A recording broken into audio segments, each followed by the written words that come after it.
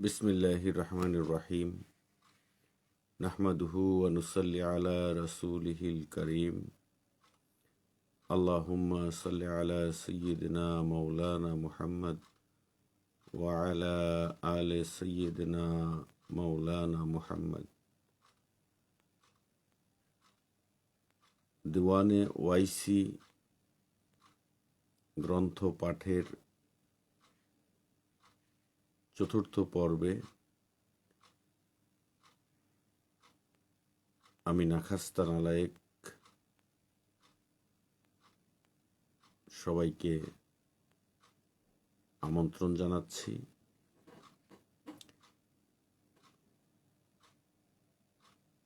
গত তিনটি পর্বে আমরা 13 নং গজল পর্যন্ত পাঠ করেছিলাম।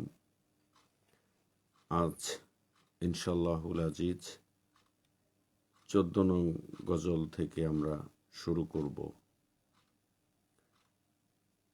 গজল 14। তোমার দরজার মাটি আমার চোখের সুরমা স্বরূপ, সেই তো সুখী যে তোমার চেহারা দেখে। হে সুন্দর, তোমার দরজার মাটি ভাগ্যবানের কপালে তিলক স্বরূপ বিরাজ করে। হে নবী, তুমি ক্ষণিকের জন্য বৃক্ষ ও বাগানের সঙ্গ পরিত্যাগ করিয়া সরবৃক্ষসম আকৃতি ও চেহারার রূপ দেখিয়া যাও। তোমার বিরহের আগুনে আমার প্রাণ আমার ঠোঁটের নিকট আসিয়া পৌঁছিয়াছে। চিরস্থায়ী পানির এক ফোঁটা আমার প্রজ্বলিত প্রাণে দান করো। তোমার দরজায় যে চুম্বন দিয়াছে সেই ভাগ্যবান। হে পরম ভাগ্যবান পুরুষ, ওহে তুমি প্রবাহিত পানি, খোদার জ্যোতি, আল্লাহর রহমত, আমাদের একটু খবর রাখো, কারণ পিপাসীদের প্রাণ ঠোঁটের কাছে আসিয়া ঠেকিয়াছে। যেখানে তোমার পদক্ষেপ পড়ে সেখানে ফুল ফুটিয়া ওঠে, বিনা পানিতে সেখানে পানির নহর বহিয়া যায়। আপাদমস্তক তোমার জীবন সুখে ভরা, তোমার দেহের মধ্যে সুখের জীবন প্রবাহিত হইতেছে। বেচারা ওয়াইসির উপর একবার দয়ার দৃষ্টি দাও। তোমার দরজার ধূলি তাহার চোখের সুরমা স্বরূপ। এখানে রসুলনুমা ওয়াইসি পাক হজরত কুতুবুল ইরশাদ শাহ সুফি সৈয়দ ফাতে আলী ওয়াইসি হুজুর কেবলা তার বিখ্যাত দেওয়ানে ওয়াইসি কিতাবে নবী প্রেমের যে অমর মহাকাব্য রচনা করে গেছেন, তিনি নিজেই বলেছেন প্রতিটি ছত্র, প্রতিটি ছন্দ, প্রতিটি লাইন নবী প্রেমের অগ্নিকুণ্ড, অগ্নিস্ফুলিঙ্গ, এবং সেই প্রেমের বিরহে প্রাণ দগ্ধকারী ক্রন্দন প্রতিটা অক্ষরের নিচে লুকায় আছে। এখানেও দয়াল নবী পাক সাল্লাল্লাহু আলাইহি ওয়া আলিহি ওয়াসাল্লামার প্রেমে ওয়াইসি পাক 14 নং গজলে অত্যন্ত সুন্দর, শুধু সুন্দর বললে তো ভুল হবে, অপরূপ সুন্দর বাক্যাবলী, শব্দাবলীর মধ্য দিয়ে তার প্রেমকে দয়াল নবীজির কদমে সমর্পণ করেছেন। এখানে একটি সুন্দর কথা আমার কাছে খুব মনে হচ্ছে যে তোমার দরজায় যে চুম্বন দিয়াছে সেই ভাগ্যবান। দয়াময় নবীজির দরজায় যে চুম্বন দিতে পেরেছে সেই ভাগ্যবান। আরেকটি জায়গায় তিনি সুন্দর বলছেন যে, হে সুন্দর, তোমার দরজার মাটি ভাগ্যবানের কপালে তিলক স্বরূপ বিরাজ করে। তোমার দরজার মাটি আমার চোখের সুরমা স্বরূপ। প্রথম শুরু করেছেন এই কথা দিয়ে। তো হুজুর পাকের দরজার মাটি আশেকের চোখে সুরমা স্বরূপ হবে, এটা খুবই স্বাভাবিক। সেই তো সুখী যে তোমার চেহারা দেখে। দয়াল নবী পাক নুরুন আলা নূর, নবীজি বলছেন, মান রাআনি রাআল হক, যে আমাকে দেখলো সে হককে দেখলো, সে সত্য দেখলো, সে আত্মদর্শন সত্য দর্শন লাভ করলো। তো সেই দয়াময় নবীজিকে যে দেখে, অন্তর দিয়ে ভালোবেসে মহাব্বতের এবং ঈমানের দৃষ্টিতে যার সৌভাগ্য নসিব হয় দয়াল নবীজির দিদার, তো সেই তো সুখী। আমরাও ওয়াইসি পাকের গোলামের গোলামের গোলামেরা। হজরত খাজা বাবা শাহ এনায়েতপুরী, নকশবন্দি মুজাদ্দেদি, আল কাদরি ওয়াল সিস্তি ওয়াল ওয়াইসি হুজুর পাকের শিক্ষা মোতাবেক প্রত্যহ এশার নামাজ পর তরিকতের নিয়মে 500 মর্তবা দরুদ শরীফ পাঠ করে কমপক্ষে দয়াল নবীজির কদমে নজরানা দিয়ে আমরা দয়াল নবীজির দিদার, দর্শন, খাস এশক, খাস মোহাব্বত, খাস তাওয়াজ্জ, খাস জিয়ারত কামনা করি। তাই এই শিক্ষাটা খাজা বাবা এনায়েতপুরীর এই পবিত্র নেসবতে কঠোরভাবে পালিত হয়। কারণ খাজা হুজুর বলছেন, বাবা 500 মর্তবা দরুদ শরীফ পাঠ করিয়া দয়াল নবী পাকের কদমে নজর না দিয়া কেহ বিছানায় পিঠ ঠেকাইবা না।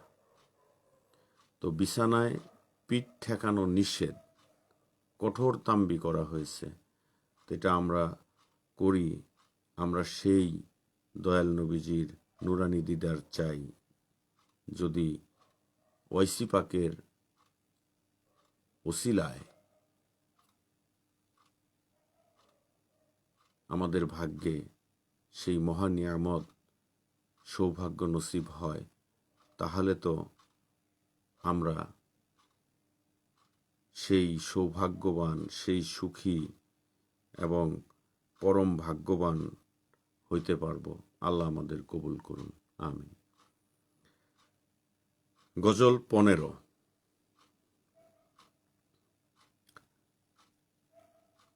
আমার আম্মা জান দেখতেছেন, অপরাধ ক্ষমা চাই। রিয়াজউদ্দিন মামা কেমন আছেন? আলহামদুলিল্লাহ, আল্লাহ মালিক ভালো রাখছেন, আপনি ভালো থাকুন। উসিলা সম্পর্কে কিছু বর্ণনা দিবেন। আচ্ছা, গজল কিছু পড়ে নেই, ইনশাল্লাহ মালিক চাহে তো বলা যাবে, সাথেই থাকুন। গজল 15। প্রাণবন্তকারী বসন্ত আবার ফিরিয়া আসিয়াছে, পুনরায় পৃথিবী আলোর খুশিতে ভরিয়া উঠিয়াছে।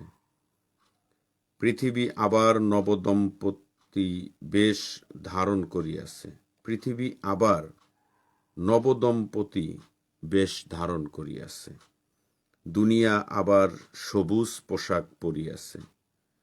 বাগান সবুজ রঙে ভরিয়া গেল, মাটির রং নীল হইয়া গেল। পর্বত যেন বর্বর পোশাক পরিধান করিল, ময়দান সোনালি কাপড় পরিয়াছে। বাগান স্বর্গপুরী হইয়া গিয়াছে, পৃথিবীর রং সবুজ বর্ণ ধারণ করিয়াছে। পৃথিবীতে তোমার আগমন হইল, রহমত, মুক্তিদাতা, প্রাণবন্ত ও পথ প্রদর্শক রূপে। তোমার সাহায্য প্রার্থী হইয়া আসে নির্বাক, বাক্যবাগীশ, বোবা ও অন্ধ।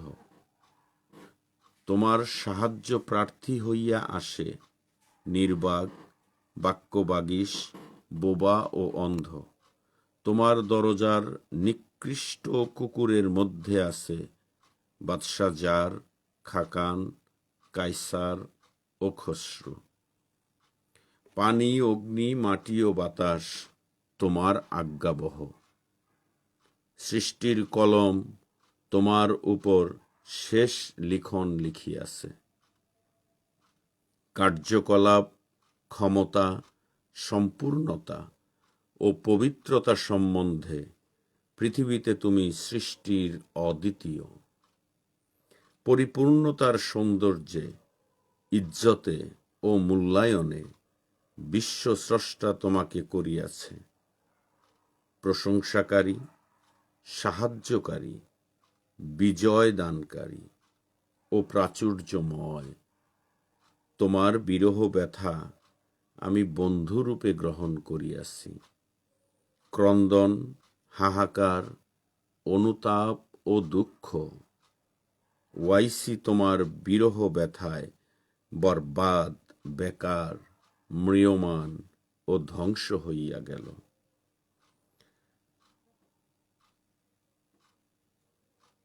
গজল 15-তে ধরার বুকে বসন্ত এসেছে বর্ণনা করে হুজুর ওয়াইসি পাক আমার দয়ালময় নবী আকা মাওলা হুজুর পাক সাল্লাল্লাহু আলাইহি ও আলিহি ওয়াসাল্লামার শুভ আগমন এর বর্ণনা দিয়েছেন। পৃথিবীতে তোমার আগমন হইল রহমতদাতা, মুক্তিদাতা, প্রাণবন্ত ও পথ প্রদর্শক রূপে। মারহাবা ইয়া রাসূলুল্লাহ, মারহাবা ইয়া হাবিবুল্লাহ সাল্লাল্লাহু আলাইহি ওয়া আলিহি ওয়াসাল্লাম।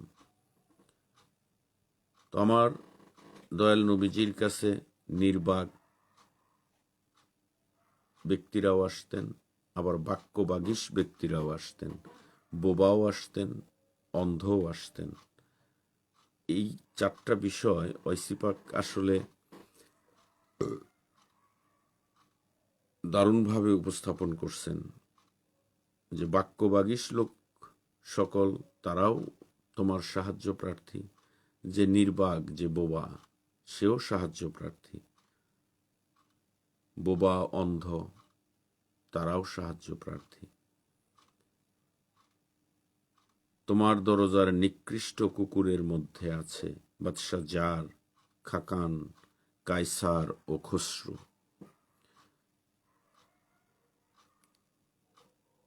হযরত বিলাল রাদিয়াল্লাহু তাআলা আনহু বলছেন যে আমি মুহাম্মাদের গলিতে মুহাম্মাদের পূজা করি, জান্নাত পাই বা না পাই তাতে কিছু যায় আসে না। এটা প্রেমের স্তরের কথা। আমার খাজা বাবা এনায়েতপুরী একই শিক্ষা দিয়েছেন, যেটা আমাদের ওয়াইসি হুজুর পাকের এই দেওয়ানের প্রথম যে গজলটা আমরা পড়েছিলাম সেখানে 1 নং গজলের শেষের কথাটা, দিনে মা এশকে মুহাম্মদ হুব্বে উ ইমানে মা।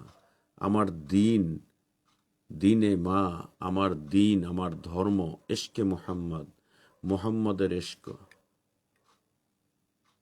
হুব্বে উ ইমানে মা, ওই মোহাব্বতই, প্রচণ্ড ভালোবাসাই আমার ইমান। তো এটাকেই বাংলায় নিয়ে আসছেন 1400 হিজরির মহান মুজাদ্দেদ শাহনশাহ খাজা বাবা এনায়েতপুরী কেবলাজান। তিনি অনুবাদ করেছেন, এই মূল দর্শনই প্রচার করেছেন। আমাদের কেন্দ্রীয় এনায়েতপুর পাক দরবার শরীফের যে মনোগ্রাম, সেখানেও দিনে মা ইশকে মোহাম্মদ হুব্বে উ ইমানে মা, এই কথাটা সুন্দরভাবে খোদাই করা আছে। যাই হোক, খাজা বাবা লিখলেন, দিনমর এশক নবী এশকেতে কোরবান সবই, ঈমান আমার মোহাব্বত নবী মোস্তফায় রে। একই কথার হুবহু সেই ওয়াইসি পাক যেটা বলছেন সেটারই বাংলা। দিনমর এশক নবী এশকেতে কোরবান সবই, ঈমান আমার মোহাব্বত নবী মোস্তফায় রে। তো জাহান্নাম জান্নাত এই বিষয়টা সাধারণের জন্য, কিন্তু প্রেমিকের জন্য খাজা বাবা এই গজলের ভিতরেই বলে গেছেন যে জাহান্নামে পড়ে থাকি তাতে গম নাহি রাখি, এশক মোহাম্মদ গলে ফাঁসি যদি হয় রে। জাহান্নামের ডর মর মনে হতে আসে দূর, শত তো এশকেতে নবী ব্যথা যদি হয় রে।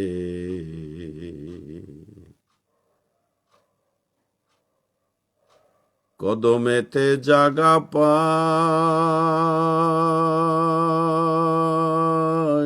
মনেতে বাসনা এই, বেহেশত দোজখে আমার দরকার যে নাই রে। দিনমর এশক নবী এশকেতে কোরবান সবই, ঈমান আমার মোহাব্বত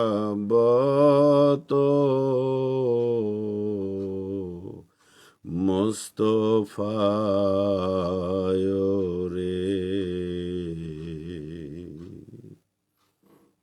সুন্দরভাবে আমাদের মহান মুর্শিদ হযরত দয়াল খাজা বাবা, তিনি তার দাদা পীর দস্তগীর রসুলনামা ওয়াইসি পাকের সেই প্রেমেরই পূর্ণ ধারা নিয়ে আসাম বাংলার মানুষকে শিক্ষা দিলেন যে কদমেতে জাগা পাই মনেতে বাসনা এই, বেহেশত দোজখে আমার দরকার যে নাই ওরে। দয়াল নবীজির কদমে জায়গা পাওয়া, দয়াল নবীজির দরজার চৌকাটকে নিজের বালিশ বানাইতে পারা, দয়াল নবীজির গলির নিকৃষ্ট কুকুর হতে পারা, দয়াল নবীজির মানে এক কথায় যে তার কাছে নিজেকে পরিপূর্ণভাবে সমর্পণ করে ওই পাক কদমে এক বিন্দু জায়গা পাওয়া, এটাই হচ্ছে আমাদের পরম পাওয়া। কারণ দয়াল নবীজির কদমে জায়গা যদি পাই, তাহলে আমরা জান্নাতের এবং জাহান্নামের জন্য কোনো ভয় আশা কোনোটাই দরকার নেই। কারণ দয়াল নবীজি হলেন রহমতদাতা, মুক্তিদাতা, প্রাণবন্ত ও পথ প্রদর্শক। এখানে তাই ওয়াইসি পাক বলছেন, তোমার দরজার নিকৃষ্ট কুকুরের মধ্যে আছে। দয়াল নবীর দরজার নিকৃষ্টতম কুকুর হতে পারাও পরম পরম সৌভাগ্যের ব্যাপার। সেটা বাদশাহ জার হোক, খাকান হোক, কায়সার হোক বা খসরু হোক, বর্তমান যুগে যদি বলি আমেরিকার প্রেসিডেন্ট হোক, যত ক্ষমতাধরই হোক না কেন, নূর নবী, হায়াতুন নবী, জেন্দা নবীর নূর কদমের নিচে এক বিন্দু জায়গা পাওয়া একটা নগণ্য গোলামের গোলাম যদি আমরা কেউ হতে পারি, সেটা হবে পরম পাওয়া।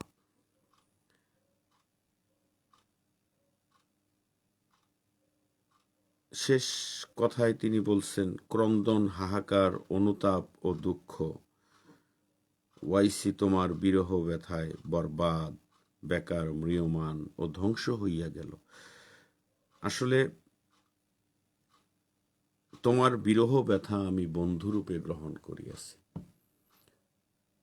নূর নবীজির নুরানি দিদার না পাওয়া হৃদয় যে বিরহ ব্যথায় ভারাক্রান্ত থাকে, এই বিরহ ব্যথাটাকেই ওয়াইসি পাক ফুটিয়ে তুলছেন যে তোমার বিরহ ব্যথা আমি বন্ধুরূপে গ্রহণ করেছি।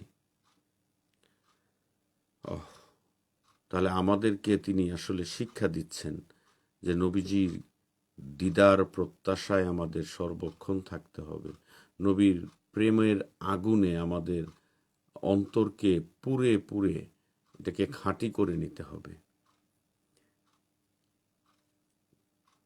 আলহামদুলিল্লাহ, আমরা প্রতিদিন 5টা করে গজল পাঠ করি। এর মাঝখানে অনেক বকবক করে ফেললাম, ক্ষমা চাই। পরে কিছু কথা হয়তো বলা যাবে। এত গভীর রাতে তেমন লোক থাকার কথা না, এবং আমি ইচ্ছে করেই অনেক রাতে আসি। যারা আমাকে ভালোবাসেন বা আমাকে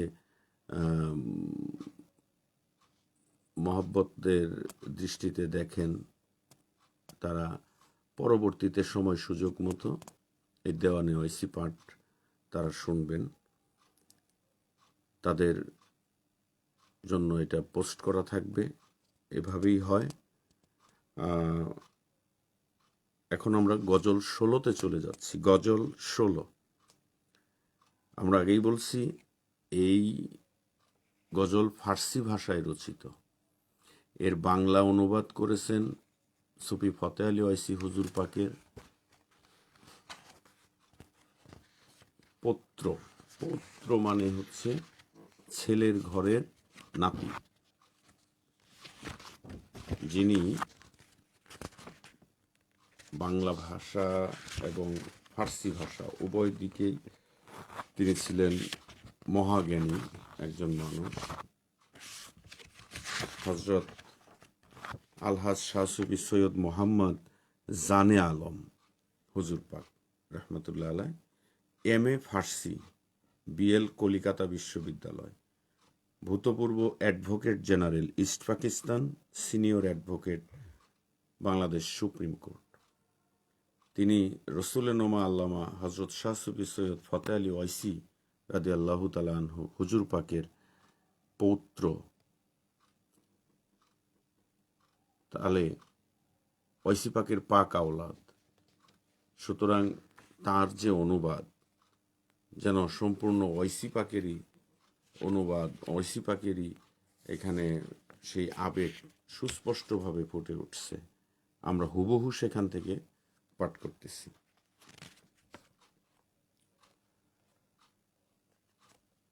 গজল 16, আবারও বিরহ দিয়ে শুরু। তোমার বিরহে আমার প্রাণ বাহির হইবার উপক্রম হইয়াছে। হে দরদি, খোদার ওয়াস্তে আমার ফরিয়াদ শোনো। তোমার বিরহে আমি রক্ত রঞ্জিত হইয়া গিয়াছি। হায়, তোমার রঙিন আঁখি আমার আমিত্ব হরণ করিয়া লইয়াছে। গত রাত্রে পতঙ্গ তোমার প্রার্থীকে বলিল, যদি তুমি সত্যবাদী হও, তাহা হইলে প্রাণ দিয়া প্রতিজ্ঞা পালন করো। মারহাবা। তোমার মিষ্টি অধরের সহিত জংলি ফলের তুলনা হয় না, তোমার পায়ের ধুলির সহিত সুরমার তুলনা হয় না। আমরা পথভ্রষ্ট, আমাদিগকে পথ প্রদর্শন করো, যাহাতে এক মুহূর্তের তরেও খোদার দর্শন লাভ করিতে পারি। তারকারাজি সুন্দর, কিন্তু তোমরা সূর্য সম সঙ্গ লইয়া আছি। এখানে মনে হয় প্রিন্টিং মিস্টেক হতে পারে, আমরা তোমার হবে, আমার মনে হচ্ছে যে তাহলে হয় তারকারাজি সুন্দর, কিন্তু আমরা তোমার সূর্য সম সঙ্গ লইয়া আছি। বুদ্ধিমান লোকেরা সূর্যের পরিবর্তে কখনো কি ক্ষুদ্র তারকা চায়? কখন প্রাণ যায় মাঠের পানে, কখনো মন যায় মরুভূমির দিকে। হায় হায়, তোমার প্রেমে আমরা পাগল হইয়া গিয়াছি। তোমার প্রেমের ব্যথায় আমি যেন প্রাণের রক্ত দান করিতেছি, যাহাতে অশেষ দুঃখ ভোগ করিতেছি। ইহার পর পতিস্ত্রীর চুম্বন অপেক্ষা মিষ্ট আমার আকাঙ্ক্ষিত গ্রন্থের প্রধান লক্ষ্য হইতেছে দুই দুনিয়ার নবীর দর্শন লাভ। তোমার চেহারার সৌন্দর্যের জ্যোতিতে আমার প্রাণ ধৈর্য হারাইয়া গিয়াছে, এবং যে প্রাণ ধৈর্য হারায়নি সে প্রাণ নয়, কঠিন প্রস্তর মাত্র। দুই দুনিয়ার সৃষ্টির পিছনে আল্লাহর উদ্দেশ্য ছিল তোমার সৌন্দর্য ও যশ প্রকাশ করা। ওয়াইসির ভাগ্যে ছিল তাহার প্রেমের পেয়ালার নেশা। এখন তো আর কোনো উপায় নাই, তাহাকে সহ্য করা ভিন্ন ও ভাগ্যের উপর নির্ভর করা। সুবহানাল্লাহি ওয়া বিহামদিহি। 16 নং গজলে বিরহ দিয়ে তিনি শুরু করছেন, এবং খোদার ওয়াস্তে আমার ফরিয়াদ শোনো। এই যে একটা বিষয়, আমার মামা রিয়াজউদ্দিন, আপনি ওসিলার কথা বলছিলেন। দেখেন, এখানে ওয়াইসি পাক কিন্তু খোদার দোহাই দিয়ে নবীজিকে বলতেছেন যে খোদার ওয়াস্তে আমার ফরিয়াদ শোনো। কারণ আমার দয়াল নবী পাক সাল্লাল্লাহু আলাইহি ওয়া আলিহি ওয়াসাল্লাম এবং মহান আল্লাহ রাব্বুল আলামিন জাল্লা শানুহু, তাদের যে একে অপরের সবচাইতে প্রিয়তম প্রিয়তর। শুধু তাই না, আল্লাহ নিজেই হাবিব হয়েছেন, হাবিব বানিয়েছেন আমার দয়াল নবীকে। এখানে নবীজি হলেন হাবিব, আল্লাহ হয়েছেন খলিল। তো খলিল এবং হাবিব দুটি বন্ধু, কিন্তু খলিল বলা হবে যে ভালো বাসে, আর হাবিব হবেন যাকে ভালোবাসা হয়। দুজন যদি ভালোবাসার বন্ধনে আবদ্ধ হয়, কিন্তু যে প্রেম নিবেদন করে, প্রেমের জন্য পরীক্ষা দেয়, মাসুকের মন জয়ের জন্য নিজেকে বিলাইয়া দেয়, তিনি হইলেন খলিল। আর যার জন্য তিনি নিজেকে বিলাইয়া দিতেছেন তিনি হইলেন হাবিব। আল্লাহ নিজে এখানে খলিল, দয়াল নবীজি হাবিব। আবার হজরত ইব্রাহিম আলাইসাল্লাম তিনি ছিলেন খলিল, ইব্রাহিম আলাইসাল্লামের হাবিব ছিলেন আল্লাহ রাব্বুল আলামিন।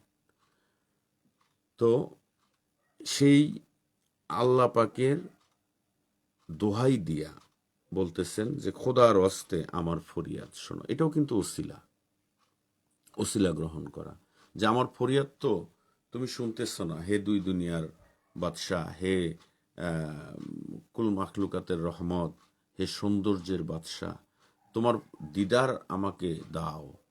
আল্লাহর ওয়াস্তে, আল্লাহর ওয়াস্তে তুমি আমার ফরিয়াদ শোনো। এটা ওসিলা।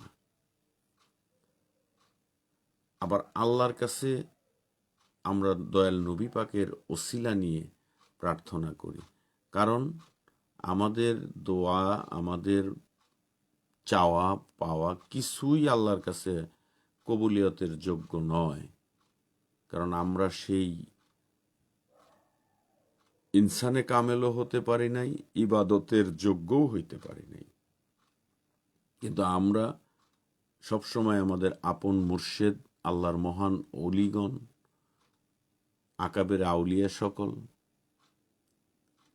আহলে বায়াতে রাসূল আল্লাহ সাল্লাল্লাহু আলাইহি ওয়াসাল্লাম, যাদের মাওয়াদ্দাত কোরআন দ্বারা আমাদের উপর ফরজ করে দেওয়া হয়েছে, যাদের গোলামি, যাদের আনুগত্য, যাদের মোহাব্বত, যাদের ইশক অন্তরে ধারণ করা আমাদের জন্য আল্লাহ ফরজ করে দিয়েছেন। এখন সেই হুকুম তো আমরা অনেক ক্ষেত্রেই পালন করতে পারি না, তারপরেও তাদের উসিলা নিয়া, তাদের কথা আমরা উচ্চারণ করে, তাদের পাক নামের দোহাই দিয়া আল্লাহর কাছে প্রার্থনা করি, আল্লাহ আমার গুনাহ ক্ষমা করো, আল্লাহ আমাকে কবুল করো, আল্লাহ এক বিন্দু রহমত দান করো, বা বিপদ আপদ থেকে রক্ষা করো। আমরা আল্লাহর কাছে চাই। আল্লাহর প্রিয় হাবিবের উসিলা নেই, আল্লাহর প্রিয় হাবিবের আহলে বায়াতের উসিলা নেই, পাক পাঞ্জাতনের দোহাই দেই, আউলিয়ায়ে কেরামগণের দোহাই দেই, এবং যে মহান অলির কদমে আমরা দীক্ষা নিয়েছি, যার আদর্শের উপর, যার দেখানো পথের উপর সাধনা করি, চলতেছি, সেই মহান ওয়ালি, আল্লাহর বন্ধু, তার উসিলা নিয়া, তার, কারণ তার কাছে আমাদের দাবি থাকে। খাজা বাবা এনায়েতপুরীর গোলাম আমরা যারা, আমরা অন্য কোথাও সেই দাবিটা খাটাইতে পারি না, যেই দাবিটা খাজার কদমে খাটাইতে পারি। শত অপরাধ করলেও যায় চোখের জলে বুক ভাসায়া বলতে পারি, অপরাধী হইলে আমি তো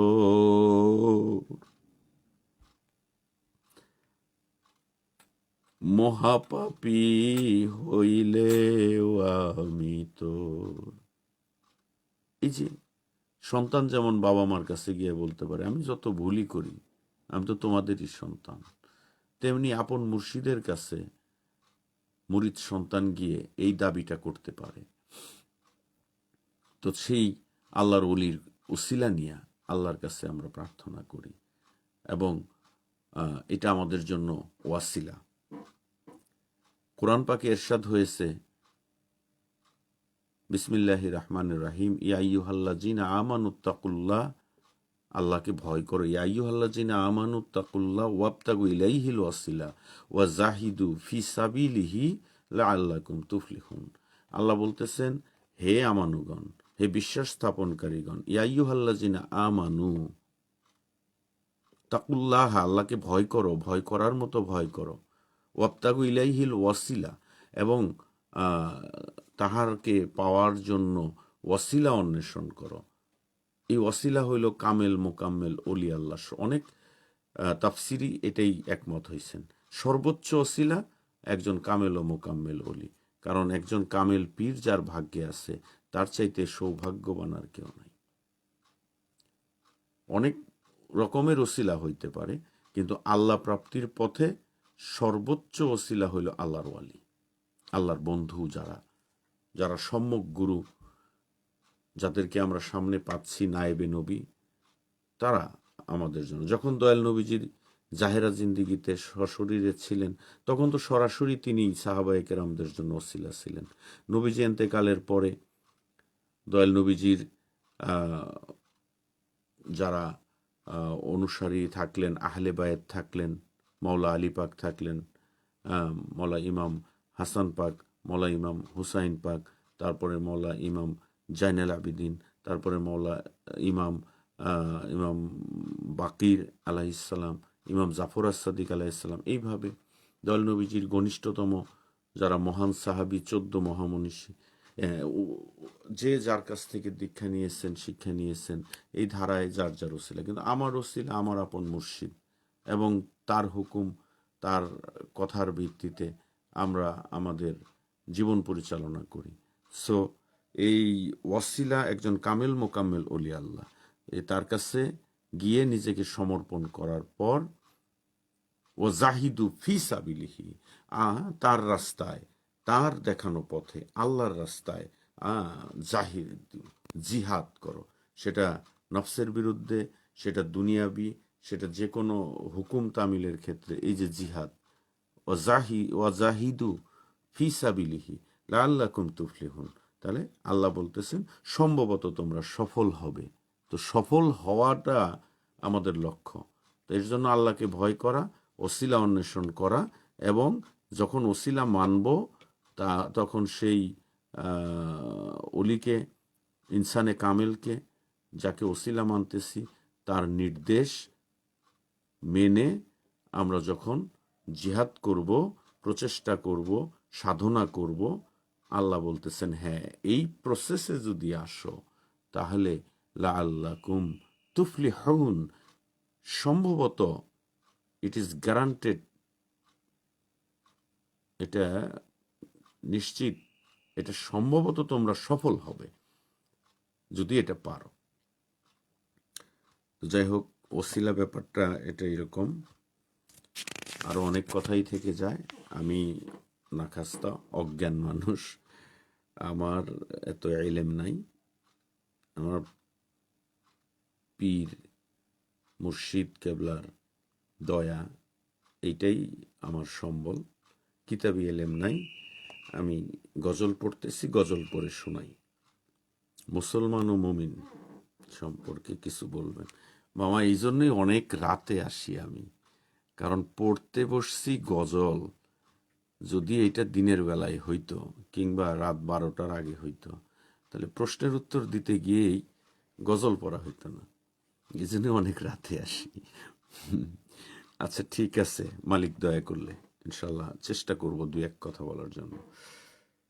এই যে একটা কথা আছে, গত রাত্রে পতঙ্গ তোমার প্রার্থীকে বলিল। এখানে ওয়াইসি পাক হুজুর সাল্লাল্লাহু আলাইহি সাল্লামের কাছে তার মনের ভাব প্রকাশ করতেছেন যে গত রাতে এক পতঙ্গ তোমার প্রার্থী, মানে ওয়াইসি পাক নিজেই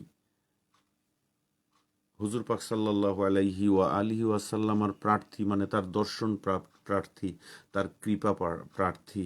হ্যাঁ, যে গত রাতে পতঙ্গ এসে তোমার প্রার্থীকে বলিল, মানে আমাকে বলল, যদি তুমি সত্যবাদী হও, যে ঐসি তুমি যে নবীর আশেক নিজেকে দাবি করো, ভাবো, যদি সত্যি আশেক হয়ে থাকো তাহলে প্রাণ বিসর্জন দিয়া প্রতিজ্ঞা পালন করো।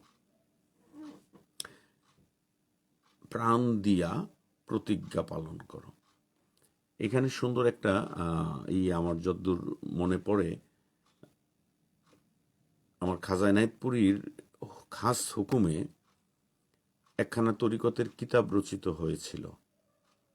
প্রণেতা ছিলেন টাঙ্গাইলের মশহুর বুজুর্গ ওলি আল্লাহ খাজা বাবার খাস প্রতিনিধি, তরিকতের মহান শিক্ষাদাতা হজরত শাহ সুফি মাওলানা মকিমউদ্দিন রহমতুল্লাহি আলাই শাহ টাঙ্গাইলি হুজুর। তিনি ওই গঞ্জে আসরার বা মারেফত তত্ত্ব কিতাবের ভূমিকায় এই প্রসঙ্গটা নিয়ে আসছেন যে, হে প্রেমিক, পতঙ্গকুলের সাহস দেখো, সে কিভাবে নিজেকে জ্বালাইয়া দেয়। পতঙ্গ প্রদীপের দিকে ছুটে আসে এবং ওই আগুনে নিজেকে জ্বালাইয়া দেয়, পোড়াইয়া দেয়। তার প্রেমটা কেমন, এটা আমরা যারা গ্রামে ছিলাম আমরা এটা অনেক দেখছি, যে দোয়াত বা কুপিবাতি, ওই ছোট ছোট পোকামাকড় এগুলা মানে ঘুরতে ঘুরতে চতুর্দিকে যেন তাওয়াফ করতেছে। হ্যাঁ, আইসা এক সময় ওই আগুনের মধ্যেই নিজেকে জ্বালায় দিত, বা দূর থেকে উড়াল দিয়ে এসে আগুনে পুড়ে পাখা পুড়ে যাইতো বা নিজেই পুড়ে যেত। এই যে পতঙ্গের সাহস, সে আগুনে নিজেকে জ্বালায়া দেয়, এই যে ঘটনাটা, যে কুপিতে তেল আছে, সলিতা আছে, আগুন আছে, অর্থাৎ একটা পরিপূর্ণ প্রদীপ, সেখানে পতঙ্গ এসে ওই আগুনের চতুর্পাশে ঘুরে এবং আগুনে নিজেকে জ্বালায়া দেয়। আবার এটা যদি মাটির প্রদীপও হয়, সেম ঘটনা ঘটবে। কিন্তু স্বর্ণ নির্মিত প্রদীপ, সেখানে যদি তেল থাকলো, সলিতাও থাকলো, সবই আছে, কিন্তু আগুন নাই, তাহলে কিন্তু সেখানে পতঙ্গকুল ভিড় করবে না। এবং আগুনই নাই, তারা আর সেখানে তাওয়াফও করবে না, চতুর্দিকে ঘুরবেও না, বা উড়ে এসে এক সময় আগুনের সাথে নিজেকে মিশাইয়া দিয়া পুড়ে ছাইও হবে না। এই বিষয়টাকে মানে অত্যন্ত একটা আল্লাহ পাকের সমুজ্জ্বল আয়াত হিসাবে, নিদর্শন হিসাবে প্রেমিকগণ গ্রহণ করে থাকেন, যে একজন বিশাল বড় আলেম, মৌলানা, মুফাসসির, মুহাদ্দিস, অনেক কিছু হইতে পারেন, স্বর্ণের প্রদীপের মতো, তার ভিতরে তেল আছে, সলিতা আছে, কিন্তু হুব্বে রাসূল নাই, রাসূলুল্লাহর ইশকের আগুন নাই, তাহলে কিন্তু তার দিকে সাধারণ মানুষ পঙ্গপালের মতো, পতঙ্গের মতো ছুটেও আসবে না এবং নিজেকে সমর্পণও করবে না। আবার একজন একাডেমিক্যালি অল্প শিক্ষিত, অর্ধশিক্ষিত, অশিক্ষিত, একাডেমিক্যালি যেটা আমরা বলি, হতে পারে, মাটির প্রদীপ হইতে পারে, খুব কম দামি প্রদীপ,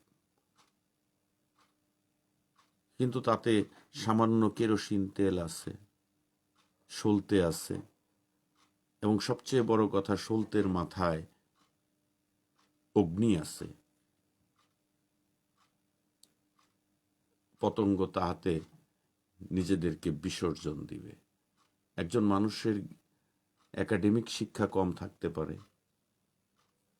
কিন্তু তার ভেতরে যদি হুব্বে রাসূল, রাসূলুল্লাহর ইশকের আগুন যদি প্রজ্বলিত থাকে, তাহলে ওই পঙ্গপালের দল, পতঙ্গকুল, ওই নবীর প্রেমের সেই আগুনে তারাও নিজেদেরকে জ্বালায়া দিবে। এখান থেকে আমাদের অনেক শিক্ষা নেওয়ার আছে। এটাই বলছে যে গত রাত্রে পতঙ্গ তোমার প্রার্থীকে বলিল, যদি তুমি সত্যবাদী হও, তাহা হইলে প্রাণ দিয়া প্রতিজ্ঞা পালন করো।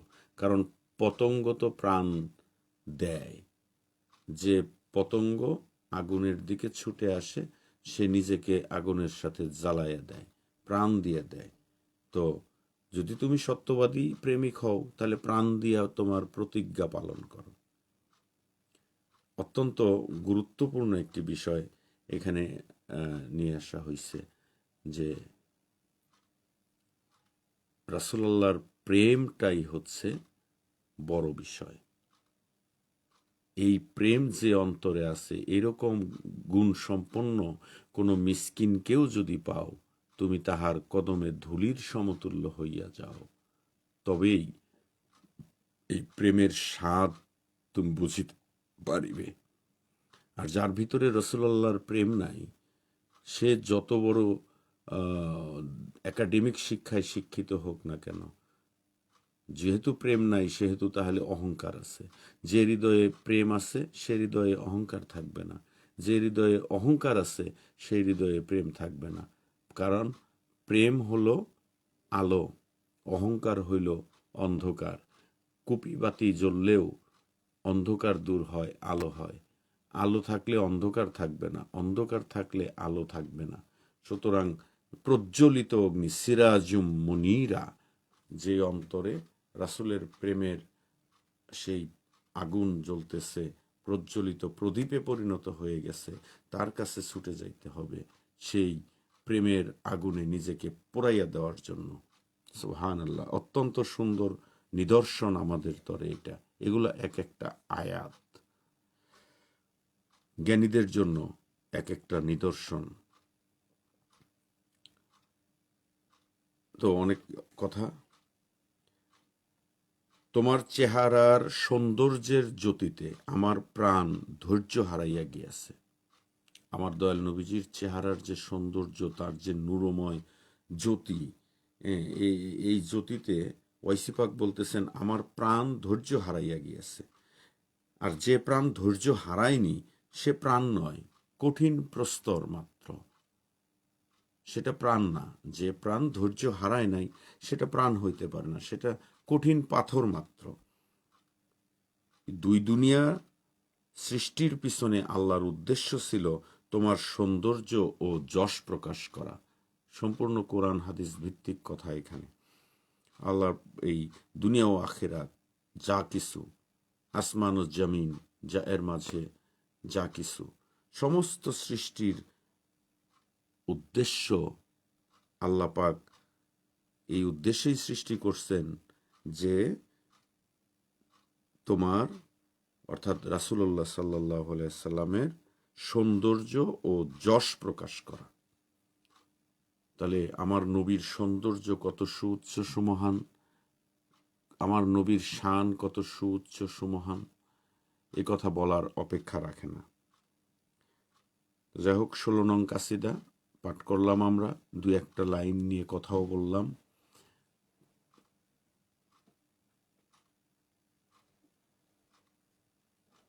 অনেক কঠিন কথা, হ্যাঁ কঠিন কথাই, কঠিন প্রেমিক ওয়াইসি পাক মাহমুদান শেখ ভাই দোয়া চাই, সোহাগ ইসলাম পিন্টু মামা, কদমবুসি মালিক কদমে, আমি মিসকিন, রিয়াজউদ্দিন মামা আপনাকে ধন্যবাদ। মুমিন, এবং এই নিয়ে একটা প্রশ্ন করছিলেন। মুমিন হচ্ছে, আমানু এবং মুমিনের মধ্যে ডিফারেন্স আছে। আমানু যেমন বিশ্বাস স্থাপনকারী, আর সাধনা করে সিদ্ধি অর্জনকারী, যে সফল কাম। বিশ্বাস স্থাপনকারী আল্লাহকে বিশ্বাস করলো এবং ইমানের যে মৌলিক বিষয়গুলা, আমান্তু বিল্লাহি ওয়া মালাইকাতিহি ওয়া কুতুবিহি ওয়া রাসূলিহি ওয়াল ইয়াউমিল আখিরি ওয়াল কদরি খাইরি ওয়া শাররিহি মিনাল্লাহি তাআলা ওয়াল বাস বাদাল মাউত। এই যে বিস্তারিতভাবে যে আমরা কালিমায়ে মুফাসসালটা পড়ি, যে ইমান আনলাম, আমান্তু বিল্লাহি আল্লাহর উপর, ওয়া মালাইকাতিহি এবং তার মালাইকা ফেরেশতাদের উপর, ওয়া রাসূলিহি রেসালতের দায়িত্বপ্রাপ্ত যারা তাদের উপর, ওয়া কুতুবিহি এবং কিতাবসমূহের উপর। আমান্তু বিল্লাহি ওয়া মালাইকাতিহি ওয়া রাসূলিহি, আমান্তু বিল্লাহি ওয়া মালাইকাতিহি ওয়া কুতুবিহি, কুতুবিহি আগে, যাই হোক, ওয়া রাসূলিহি ওয়া ইয়াউমিল আখিরি, এবং শেষ দিবসের উপর। আমার এই জীবনটাই শেষ না, আরো আছে। যদি এই 70 বছর, 80 বছর, 100 বছরের জীবন শেষ হয়, আখিরাতের উপর বিশ্বাস না থাকে, তাহলে কে কাকে মেরে খাবে? অথবা মনের দুঃখে আত্মহত্যা করার হিড়িক পড়ে যাবে। ভাল লাগতেছে না, মন বিষণ্ণ হয়ে গেছে, ডিপ্রেশনে ভুগতেছে কেউ, সে সুইসাইড করে বসবে। কিন্তু সুইসাইড করেও তো পালানোর পথ নাই, অনন্ত জীবন সামনে আছে।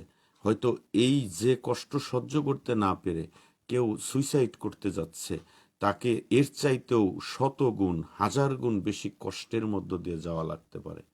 পরবর্তী অনন্ত জীবন। সুতরাং এই জীবনটুকুই শেষ নয়।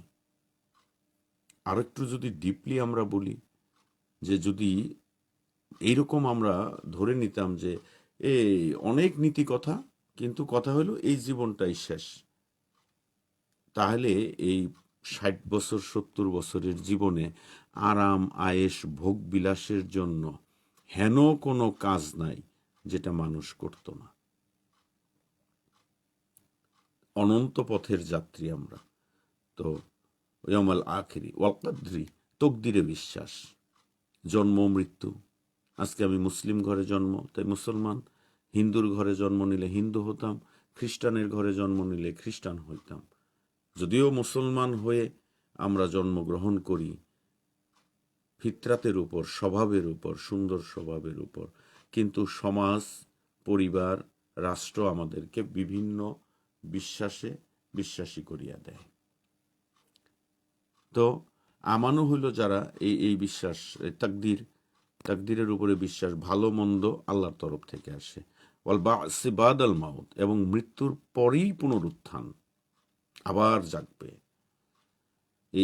এই যে বিষয়গুলা উপরে যারা প্রাথমিকভাবে বিশ্বাস স্থাপন করে, আমানু, এখন ওসিলা নিল নবীজির কাছে বা নায়েবে নবীর কাছে, তারা ইসলাম গ্রহণ করলো, আত্মসমর্পণ করলো, করে এটাও প্রাথমিক আত্মসমর্পণ।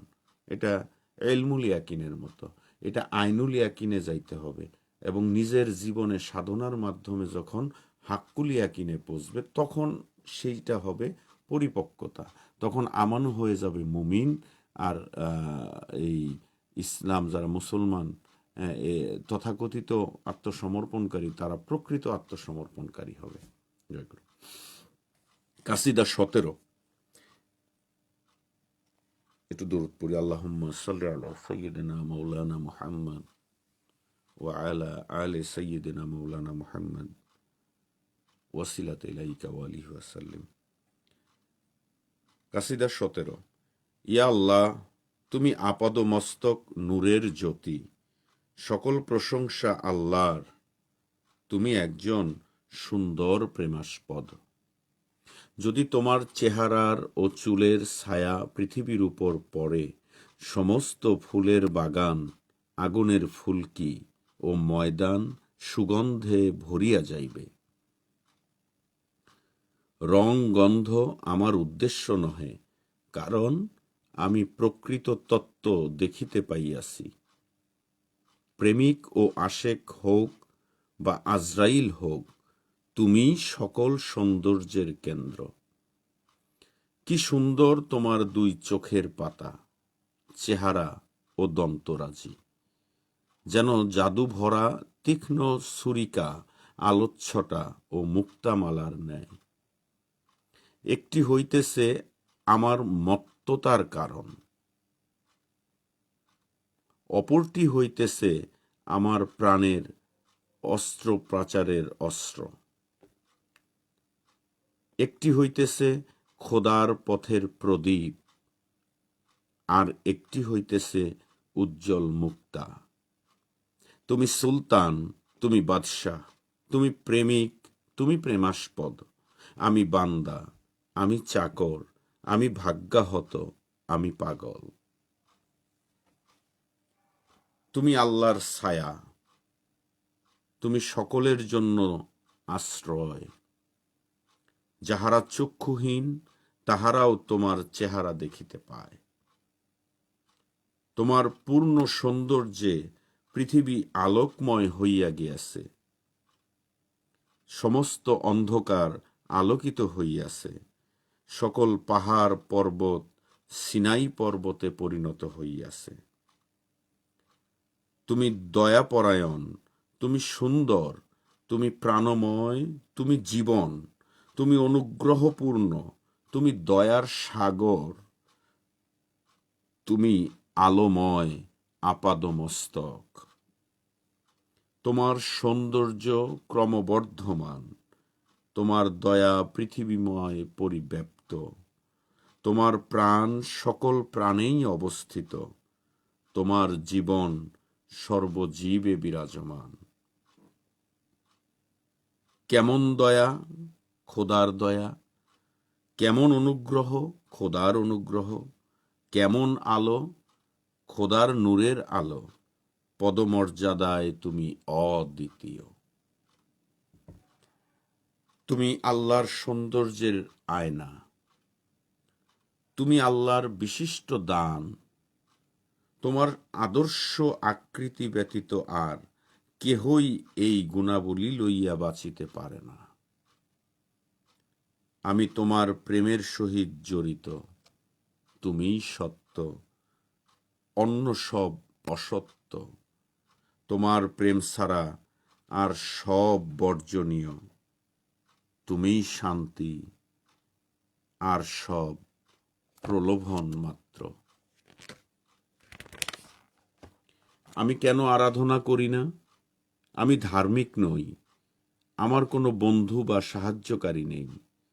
তোমার অঞ্চল দৃঢ়ভাবে ধরিয়া কহিয়াছি, ইহাই আমার মজবুত হাতল। আমার সমস্ত অন্যায়, আমার সকল কাজ, আমার হতাশা, আমার নিরাশা, যদি তুমি আমার প্রতি একবার দৃষ্টিপাত করো, তাহা হইলে এই সমস্ত আমার জন্য মঙ্গল ও ধর্মভীতিতে পরিণত হইবে। যদি আমাকে ডাকো কিংবা হাঁকিয়া দাও, যদি আমাকে মুক্ত করিয়া দাও, বাঁধিয়া রাখো, তোমার অসীম ক্ষমতা ও তুমি সর্দার, আমি আপাতমস্তক তোমারই দাসানুদাস। তোমার বিরহ ব্যথা আমার এবাদত, আমার দৈনিক কার্য ধর্মপথে চলা। তোমার আকৃতিই আমার ঈমান, তোমার আকৃতি ভিন্ন আর কিছুই আমি জানি না। যখন কবরের মধ্যে আমাকে জিজ্ঞাসা করিবে, তোমার রব কে, তোমার ধর্ম কি, আমি বলিব, তোমার খোদাই আমার খোদা, তোমার ভালোবাসাই আমার ধর্ম। হে আমার গৌরবের সরবৃক্ষ, হে আমার গৌরবের সরবৃক্ষ, আসো হে আমার রাজ বাজপক্ষী, আসো আমার প্রাণের গৃহে আসো, আমার উপর তোমার পদ স্থাপন করো। তোমার সৌন্দর্য কোথায় পাব? তোমার চিহ্ন কোথায় খুঁজিয়া বেড়াইব? কাহার নিকট হইতে তোমার পথ খুঁজিয়া পাইব? তোমার সুগন্ধির নির্দেশ কে দেখাইবে? তাহার স্থান দোজখে হোক, তাহার ঠিকানা জাহান্নাম হোক, খোদা তাহার শত্রু হোক যে তোমার সহিত শত্রুতা করে, তোমার খোদার পথ থেকে যে ভ্রষ্ট হইয়া যায়। হে দুর্ভাগা, তাহার অঞ্চল ধারণ করো, তোমার ভুল ভ্রান্তি দূর করো। তুমি সকলের শরীরের প্রাণ, তুমি সর্বদেহের মধ্যে রূহ, তুমি সকলের চোখের জ্যোতি, পৃথিবীর সকল চক্ষু তোমার জন্য উৎসর্গকৃত। সকল প্রাণের তুমি আধার, সকল ব্যথার তুমি উপশম, সকল ধনীর তুমি রাজা, সকল স্বপনের তুমি ব্যাখ্যা। খোদার নূরে তোমার সৃষ্টি, তোমার নূরে পৃথিবী সৃষ্টি। তুমি সারা পৃথিবীর প্রাণ, আর সবাই তোমার করুণা প্রার্থী। সৃষ্টির রহস্য ও লৌহে মাহফুজের নকশার বিশ্লেষণ করিতে তোমার সঙ্গে কাহারও তুলনা হয় না, যদিও তুমি লেখাপড়ায় উম্মি। তোমার চিন্তা আমার হৃদয়ে আনন্দদায়ক, তোমার কথা আমার প্রাণে আরামদায়ক, তোমার বাক্য আমার ব্যথার উপশম, তোমার বাতাস আমার মনে খুশি আনে। খোদাতত্ত্বে তুমিই বিদ্বান, ধর্মের রাজ্যে তুমিই রাজা। নবুয়তে তুমিই শেষ নবী, শরীয়তের তুমিই পূর্ণতা। তোমার ভালোবাসার প্রতি ভীতশ্রদ্ধ হওয়া, তোমার, এটা বীতশ্রদ্ধ হবে, এটা হচ্ছে মেবি বীতশ্রদ্ধ আর কি, তোমার ভালোবাসার প্রতি বীতশ্রদ্ধ হওয়া, তোমার প্রদর্শিত পথের বিরুদ্ধে চলা, অধর্মের প্রতি শ্রদ্ধাবান হওয়া পথভ্রষ্টতার চরম প্রকাশ। তোমাকে আল্লাহর অংশ বলি না, তোমাকে আল্লাহর অংশ বলি না, তোমাকে অদ্বিতীয় বলি না। কেবল মূর্খরাই এই কথা বলে, তোমাকে আল্লাহর দাস বলিয়াই জানি। তুমি আল্লাহর অদ্বিতীয় গোলাম, তোমার মতো আল্লাহর নিকটবর্তী আর কেহ নাই। আল্লাহর উপর তোমার মতো আর কারো দাবি নাই, তোমার প্রশংসা সকলের উপর। তুমি দয়ার সাগর এবং সারা জগতের সাগর ভারণ বস্তু মাত্র। তুমি সৃষ্টির নূর, সূর্যের আলো, তাহা হইতেই সূর্য পূর্ণতা লাভ করে। তুমিই প্রধান এবং তুমিই প্রেমিক, তুমিই পথ প্রদর্শক, তুমিই পথ নির্দেশক। আমি তোমার অধীনস্থ, আমার প্রাণ উৎসর্গকৃত, আমি পথভ্রষ্ট, আমি অন্ধ। তোমার পায়ের উপর মাথা রাখি, তোমার গলির উপর প্রাণ বিসর্জন দেই, তোমার পথে দৌড়াইয়া যাই, তোমার পায়ের ধুলি দিয়ে সুরমা তৈয়ার করি। হে আল্লাহর নবী, তোমার দ্বারে, হে আল্লাহর হাবিব, তোমার প্রশংসার প্রাণের জ্বালায় গান গাই, ইহাই আমার সুন্দর কবিতা। পৃথিবী আলো করা সূর্য, তোমার নূরের সহিত তুলনা হয় না। সমস্ত আলোর মধ্যে তোমার আলোই সর্বোৎকৃষ্ট। তোমার সৌন্দর্য সম্বন্ধে লোকে বলে যে তুমি আপাদমস্তক আল্লাহর নূরে ডুবিয়া আছো। তোমার দেহে আগুনের আলো। আবার কিরকম আলো? শ্রেষ্ঠ আলো। যদি তোমার মুখের পানি এক ফোঁটা সমুদ্রের মধ্যে পড়ে, প্রতি বিন্দু মুক্তায় পরিণত হয়, উঁচু দরের মুক্তা। যদি তোমার কালো চুলের গন্ধ ময়দানে ছড়াইয়া পড়ে, সমস্ত প্রান্তর সুগন্ধময় হইয়া যায়। তোমার মত্ত চোখের দৃষ্টি যদি একবার বাগানের উপর পড়ে, সমস্ত বাগান সুন্দর নার্গিস ফুলে পরিণত হইয়া যাইবে। যদি তোমার মুখের হাসির ছটা পাহাড়ের উপর পড়ে, পাহাড়ের সমস্ত প্রস্তর উজ্জ্বল হইয়া উঠিবে। যদি তোমার কর্তিত ঠোঁটের এক ফোঁটা রক্ত মাটির উপর পড়ে, তাহা হইলে সমস্ত প্রান্তর ফুলে ফুলে ফুটিয়া উঠিবে। বিচারের দিনে তুমি আমাদের জন্য কষ্ট ভোগ করিবে ও দোয়া প্রার্থী হইবে, তাহাতে সবাই অনুগ্রহ প্রাপ্ত হইবে, আল্লাহর অনুগ্রহ। তুমি অপূর্ব বন্ধু, তোমার সৌন্দর্য দিবালোককে পূর্ণতা দেয়। তুমি কেমন বন্ধু?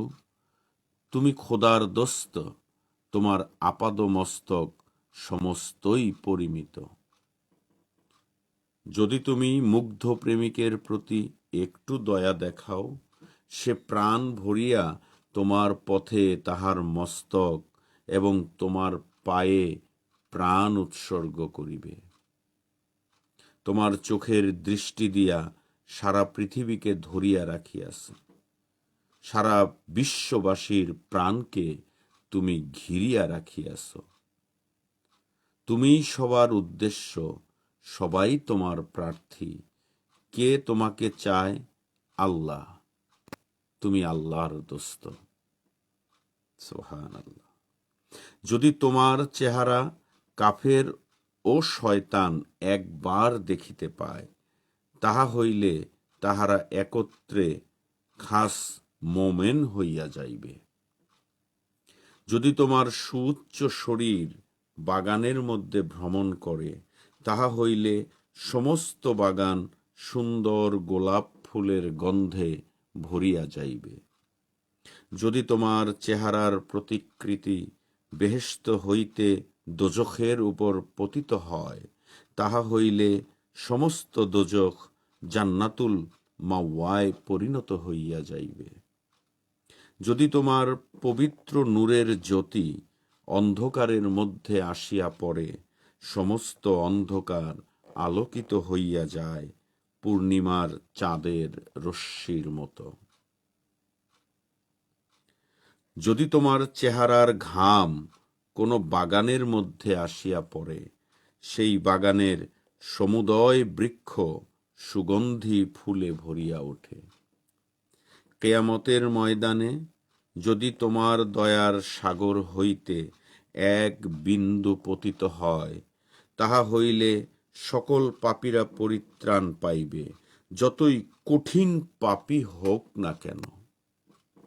আমি ওয়াইসি তোমার বিরহে দিশাহারা হইয়া পড়িয়াছি, তোমার বিরহে সম্পূর্ণরূপে পাগল হইয়া পড়িয়াছি। ওয়াইসির মতো যদি কেহ তোমার অঞ্চল শক্ত করিয়া ধরে, সমস্ত পথভ্রষ্ট লোক সুপথে চলিয়া আসিবে। সুবহানাল্লাহ, সুবহানাল্লাহি ওয়া বিহামদিহি। 17 পর্যন্তই আমরা শেষ দিব। এখানে ওয়াইসি পাক একজন বড় আলেমে দিন ছিলেন, নবীর প্রেমে মাতোয়ারা ছিলেন। এই উপমহাদেশে তিনি রসুল নোমা উপাধি প্রাপ্ত। সর্বসময় আল্লাহ রাসূলের দিদার তার নসিব হইত। তিনি যখনই চাইতেন রাসূল আল্লাহর দিদার পাইতেন। আর শুধু নিজেই পাইতেন না, তিনি সেই নিয়ামত বিলাইয়া দিছেন। কেউ যদি তার কাছে গিয়া আবদার জানাইতেন যে আমাকে আপনি দয়াল নবীর দিদার পাওয়াইয়া দেন, আমি আপনার কাছে দয়াল নবীজির নুরানি দিদার লাভের জন্য সাহায্য প্রার্থী। তো সেই যুগের সেই মহান গাউস হজরত শাহ সুফি সৈয়দ ফতে আলী ওয়াইসি রসুল নোমা পীর কেবলা যান, যিনি জামে নেসবতের মহান সাহেব, 7টি তরিকায় যিনি বায়াত প্রদান করতেন, সে রসুল নোমা ওই সাহায্য প্রার্থী, আল্লাহ রাসূলের দিদার প্রার্থী উম্মতকে দয়াল নবীজির দিদার করাইয়া দিতে পারতেন। তাই তিনি বলছেন, ওয়াইসির মতো যদি কেহ তোমার অঞ্চল মানে তোমার আঁচল, ছোট বাচ্চা যেমন মায়ের আঁচল খামচি দিয়ে ধরে থাকে, এখন তো মায়েরা শাড়ি কম পরে, তো 3 পিস পরলে জামার আঁচল, জামার যে সেটা খামচি দিয়ে ধরে থাকে ছোট বাচ্চা, এরকম ওয়াইসির মতো যদি কেহ তোমার আঁচল শক্ত করিয়া ধরে, যেটাকে আমরা বলি দামান, দামন মোবারক, সমস্ত পথভ্রষ্ট লোক সুপথে ফিরিয়া আসিবে। পথভ্রষ্ট যত পথভ্রষ্ট আছে, রাসূল পাক সাল্লাল্লাহু আলাইহি সাল্লামের আঁচল মোবারক, কদম মোবারক, তার খেরকার কিনারা যাই বুঝি, হ্যাঁ, যদি কেউ শক্ত করে ধরে, মানে এক কথায় দয়াল নবীজির নূর কদম মোবারক যদি কেউ আঁকড়ায় ধরতে পারে, তাহলে সমস্ত পথভ্রষ্ট লোক সুপথে ফিরিয়ে আসিবে। এটা আল্লাহর ওয়াদা। যারা নবীকে মানবে, নবীকে সর্বোচ্চ প্রেম, নবীর প্রেম অন্তরে ধারণ করবে, সেখানে তো শয়তান আসতে পারবে না। নবীজি বলছেন, শয়তান তো আমার সুরত ধারণ করতে পারবে না, কোনো ওলি আল্লাহর সুরতও শয়তান ধারণ করতে পারে না। এটাই মুক্তির পথ। আর এই পথেই শয়তান যত বাধা দেয়, নবী হেন তেন, নবীকে এত মানা যাবে না, অত ইয়া করা যাবে না, আল্লাহর পরেই যিনি সমস্ত সৃষ্টির মূল, যিনি তাকে ভালোবাসার মাপকাঠি কেমন করে থাকতে পারে? নিজের জীবনের চাইতে যাকে বেশি ভালোবাসতে হবে, নাইলে মুমিন হওয়া যাবে না। স্ত্রী, পুত্র, পরিবার, পরিজন, সহায় সম্পদ, মান, সম্মান, যা কিছুর জন্য আমরা লালায়িত, যা কিছুর জন্য আমরা ভীত সন্ত্রস্ত, সমস্ত কিছু নবীর কদমে কোরবান করে দিতে হবে। সব কিছুর চাইতে নবীকে বেশি ভালোবাসতে হবে। তাহলে ইমান 16 আনা, হ্যাঁ, ইমানদার হওয়া যাবে, মুসলমান তাকেই বলা হবে। তো সেই মুসলমান আর আমরা বর্তমান তথাকথিত মুসলমান জাহের পরস্ত আলেমদের ধোকায় পড়িয়া তথা শয়তানের ধোকায় আমরা পথভ্রষ্ট হয়ে যাইতেছি। তাই ওয়াইসি পাক গ্যারান্টি দিয়েছেন যে যদি কেহ তোমার আঁচল শক্ত করিয়া আঁকড়িয়া ধরে, সমস্ত পথভ্রষ্ট লোক সুপথে ফিরিয়া আসিবে। যেমন বলা হয়েছে, দয়াল নবী পাক বলছেন যে আলীর মোহাব্বত, আলীর প্রেমের আগুন, আলীর প্রেম যার অন্তরে আছে সেই অন্তরে পাপ জমতে পারে না। কারণ আলীর প্রেম পাপসমূহকে এমনভাবে জ্বালাইয়া দেয় যেমন আগুন কাঠকে পোড়াইয়া দেয়। শুকনা কাঠ যদি আগুন থাকে, আগুন লাগাইয়া দেওয়া হয়, এই আগুন যেরকম এই কাঠকে পুড়াইয়া দিতে থাকবে, আবার কাঠ দিবেন সেটাও পুড়াইয়া দিবে। তো আহলে বায়েতের মহাব্বত, পাকপাঞ্জাতনের মহাব্বত, দয়াল তথা দয়াল নবীর মহাব্বতের অগ্নিকুণ্ড যদি আমার হৃদয়ে কলবে স্থান পায়, পাপ থাকতে পারে না, সেটা পুরাইয়া ছাই করে নাই করে দিবে। যেটা হলো এশার নামাজ পর আমার খাজা এনায়েতপুরীর শিক্ষা যে রাসূল আল্লাহর গায়রিয়াতের ফায়েজ, গায়রিয়াতের ফায়েজ এটা আগুন, এটা দিয়া গুনা সর, গুনার সিয়া, গুনার জুলমাত, যা কিছু খারাপি, এই যে দেশের উপরে হানাহানি, অশান্তি, জালেমের জুলুম, রোগ ব্যাধি, বালা মুসিবত, দুশ্মনের দুশ্মনী, মুনাফেকের মুনাফিকি, এই সমস্ত কিছু, হায়াতের বুড়াই, তকদিরের বুড়াই, নিয়তের বুড়াই, এটা সাধকদের কাজ। তারা এই গায়রাতের ফায়েজ দেল মিশাইয়া আল্লাহ পাকের কাছে গায়রাতের ফায়েজ ভিক্ষা চায়। কার গায়রাতের ফায়েজ? রাসূল আল্লাহর গায়রাতের ফায়েজ, রাসূল আল্লাহর এই বিরহের ফায়েজ। এক কথায় যদি বলি, সেখান থেকে অভিমান আসে, বিরহের, বিরহে আগুন, প্রেমের আগুনটা, এইটা অন্তরে নিতে হয়, নিয়ে সমস্ত কিছুকে পুরাইয়া দেওয়া যায়। এই পদ্ধতি মোরাকাবার, এই শিক্ষাটা খাজা এনায়েতপুরী তার ভক্ত মুরিদ সমাজের মধ্যে জারি করে গেছেন। আমরা হয়তো এখন বুঝে করি আর না বুঝে করি, হয়তো করতে হয় বলে করি, কিন্তু যারা সেই লেভেলের সাধক আশেক, তারা এই ফায়েজ দিয়ে নিজের ভেতরের এসলা তো করেনি, বরং আরো বড় বড় কাজ সম্পাদন করতে পারেন।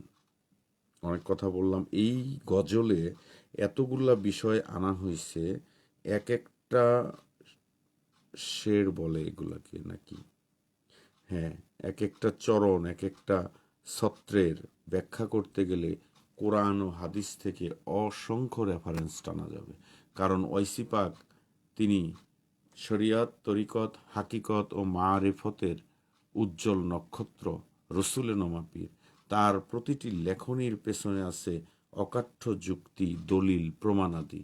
সেগুলো এখানে আলোচনা করতে গেলে সময় কুলোবে না, এবং আমি সেটার জন্য যোগ্য নই।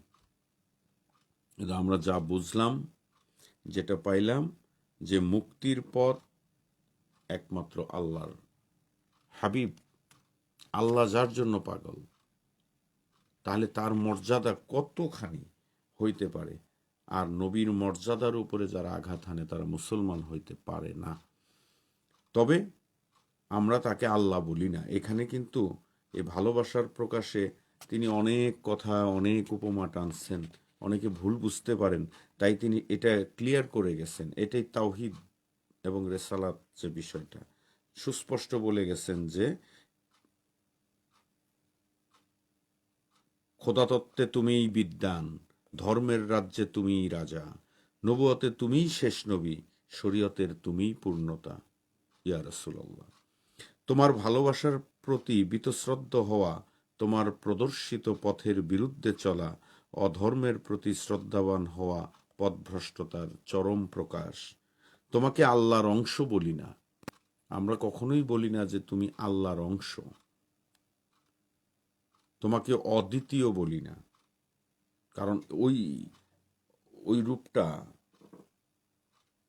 আল্লাহ একটা বিশেষ পর্যায়।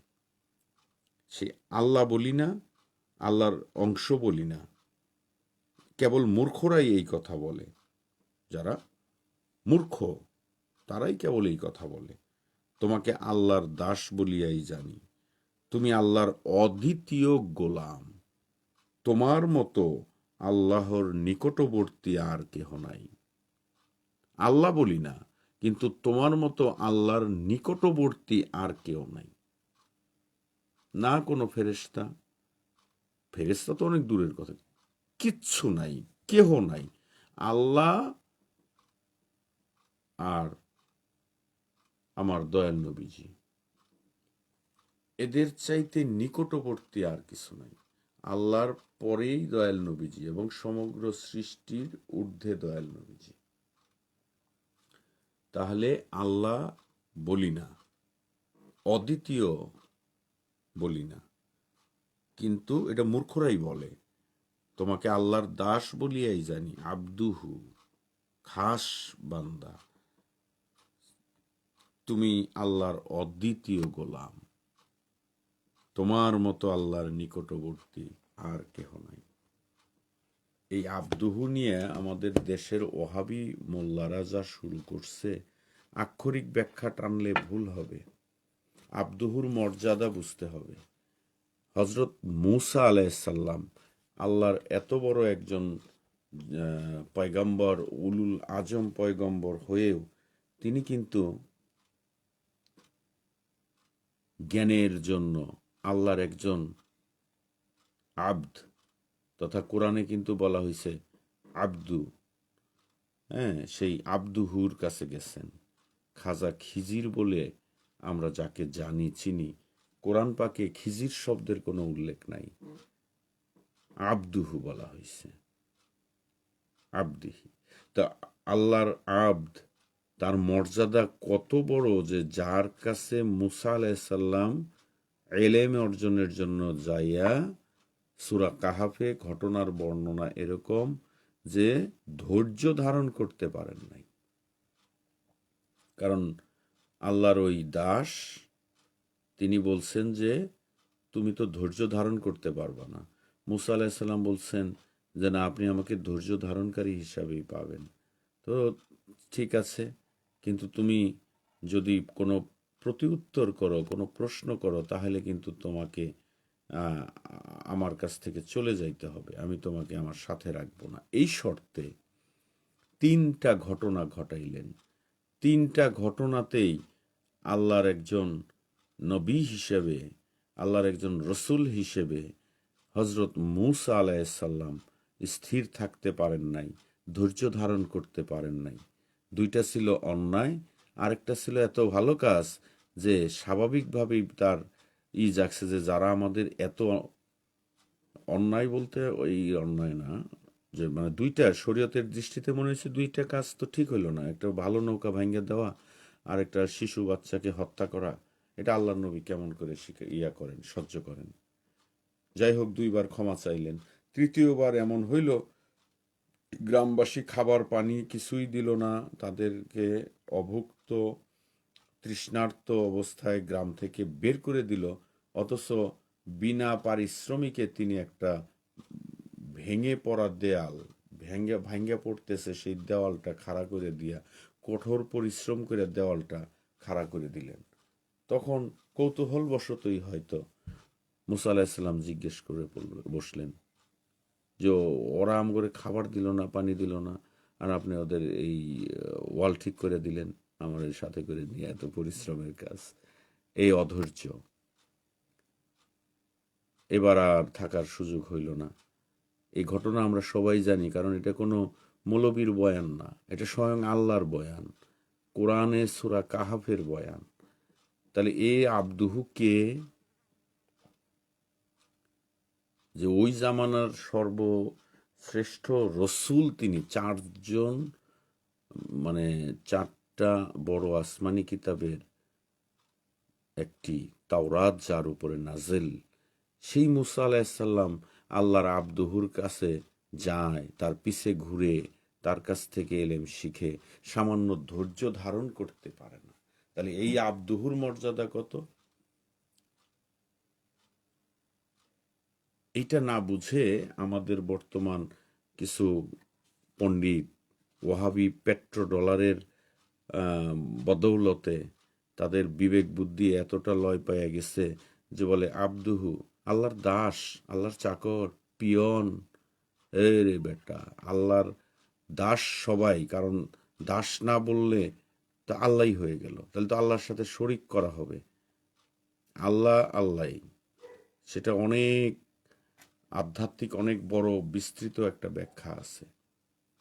কিন্তু আল্লাহর নূরের ঝলক হইতে নূরে মোহাম্মদীর থেকে কুল মাখলুকাত সৃষ্টি।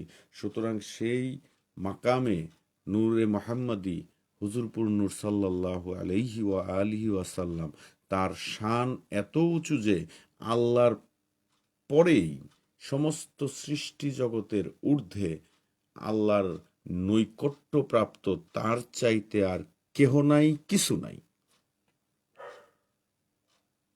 এই বুঝটুকু আমাদের যেন আসে, এবং আমরা তাকে আল্লাহ বলি না, কিন্তু আল্লাহর সর্বাধিক নৈকট্যপ্রাপ্ত, যার জন্য আল্লাহ নিজেই খলিল সেজে নবীর প্রেমে দরুদ পাঠ করতেছেন। বিসমিল্লাহির রহমানির রহিম। ইন্নাল্লাহা ওয়া মালাইকাতাহু ইউসাল্লুনা আলান নবী ইয়া আইয়ুহাল্লাযীনা আমানু সাল্লু আলাইহি ওয়া সাল্লিমু তাসলিমা। সালাতুন ইয়া রাসূলাল্লাহ আলাইকুম, সালামুন ইয়া হাবিবাল্লাহ আলাইকুম, সালাতুন ইয়া রাসূলাল্লাহ আলাইকুম, সালামুন ইয়া হাবিবাল্লাহ আলাইকুম। আল্লাহর খাস রহমত ভিক্ষা চাই। রাত্র 3টা বেজে আসলো প্রায়। এত রাতেও আজকে অনেককে পেলাম, সত্যি আমি কৃতজ্ঞ, আপ্লুত। এর আগের পর্বে আমরা গজল পরিবেশন করেছি। প্রথম পর্বে 5টি, দ্বিতীয় পর্বে 5টি, তৃতীয় পর্বে 3টি, এবং আজকে চতুর্থ পাঠে। এভাবে দেওয়া নেওয়াইছি, ইনশাল্লাহুল আজিজ শেষ করব, এবং এটা লাইভে এসেই আমরা আমি করার নিয়ত রাখি, যদি হায়াতে থাকি, হায়াতে কুলায়। এবং তার আগে আমি পূর্ব প্রস্তুতি নিয়ে আসব না, পূর্ব পাঠ করব না, এইটা আমার প্রমিস। এই জন্য যে কারণ এর ব্যাখ্যা করার তো যোগ্যতা আমার নাই। মানে আমরা কতটুকু বুঝতে পারি, আমি আমার মতো করে বুঝবো, ভুল হতে পারে। আবার যারা আমাদের উপরওয়ালা আছেন, তারা ভুল সংশোধন করে দিবেন। আমাদের চাইতে যারা এই ওয়াইসি পাকের এই দেওয়ানের উপরে অভিজ্ঞ লোক আছেন, তারা ভুল সংশোধন করে দিবেন। কিন্তু আমরা পাঠ করব, এবং first sight is the best sight. এই জন্য আমি যদি আগে পড়ে নেই, তাহলে দ্বিতীয়বার আমার কাছে আমি নিজেই এটার মানে ওই সেকেন্ড টাইম মনে হবে, সেকেন্ড টাইম না, ফার্স্ট টাইম। এবং ফার্স্ট টাইম নিয়েই যেন লাইভে এসে সবার সাথে এটা শেয়ার করতে পারি। ওমা তৌফিক ইল্লা বিল্লাহ। ভুল ভ্রান্তি ত্রুটি বিচ্যুতি শব্দগত, আচরণগত এবং ভাষা উপমাগত, যে সকল ভুল ভ্রান্তি আছে সকলেই ক্ষমা চাই। রাসূলের নামা ঐসি পাকের ওয়াসিলায় দয়াল রসুল পাক সাল্লাল্লাহু আলাইহি সাল্লামের নুরানি দিদার, আমাদের আপন আপন মুর্শিদের উসিলায় ঐসি পাকের দয়া দোয়া তাওয়াজ্জুতে আমরা যেন পাই, আমাদের ভাগ্যে যেন নসিব হয়। নূর নবীজির নুরানি দিদার যার নসিব হবে, ঐসি পাক তার এই যে আজকের কালামে আমরা পড়লাম, পাঠ করলাম, যে সেই তো পরম সৌভাগ্যবান।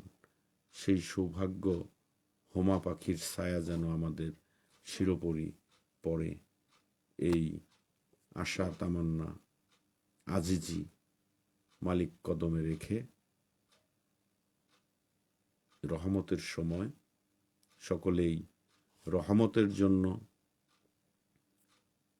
রহমাতাল্লিল আলামিনের কদম জড়ায় ধরে আল্লাহর দরবারে একটু রহমত ভিক্ষা চাই।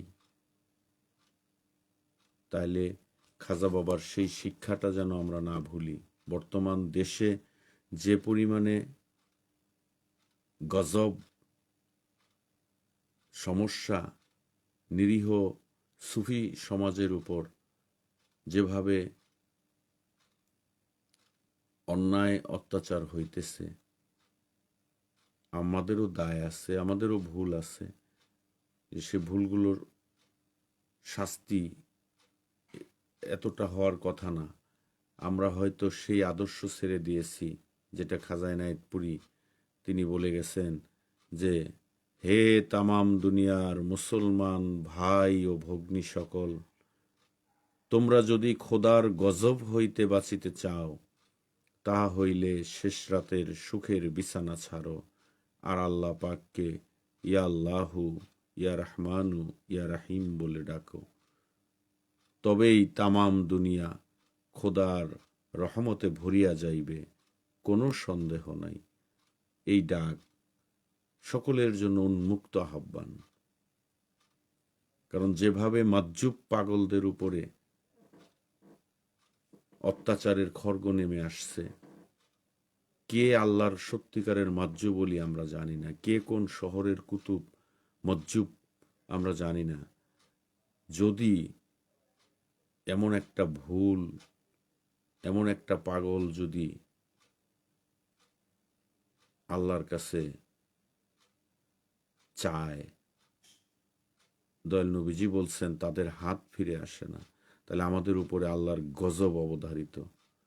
আল্লাহর কাছে আমরা সেই গজব থেকে পানা চাই এবং এই পরিস্থিতির উত্তরণ চাই, রহমত চাই, হেদায়েত চাই। আমরা যেন রাসূলুল্লাহর দেখানো পথে শক্ত প্রতিরোধ গড়ে তুলতে পারি, সেই শক্তি হিম্মত এটাও কামনা করি। ইয়া রাহমাতাল্লিল আলামিন, ইয়া শাফিয়াল মুজনাবিন, ইয়া মাওলা আলী পাক, ইয়া খাতুনে জান্নাত মা ফাতিমাতুজ জাহরা, ইয়া মাওলা ইমাম হাসান, ইয়া মাওলা ইমাম হুসাইন আলাইহিমুসসালাতু ওয়াসসালাম। আল মাদাদ আল মাদাদ, ইয়া ইলাহি মাদাদ ফরমা, পাক পাঞ্জাতন কি ওয়াসিতে, ইয়া ইলাহি কবুল ফরমা, মুর্শিদ কেবলা খাজা বাবা শাহেনশাহ এনায়েতপুরি কি ওয়াসিতে। আমিন।